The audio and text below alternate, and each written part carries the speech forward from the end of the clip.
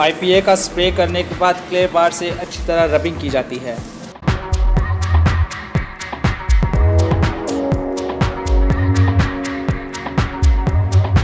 और फिर बारी आती है मैग्वायर अल्टीमेट कंपाउंड की।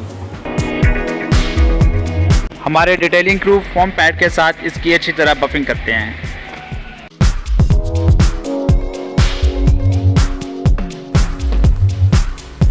किडन क्रिस्टल सिरेमिक वैक्स को अप्लाई करने के बाद वाइप ऑफ किया जाता है।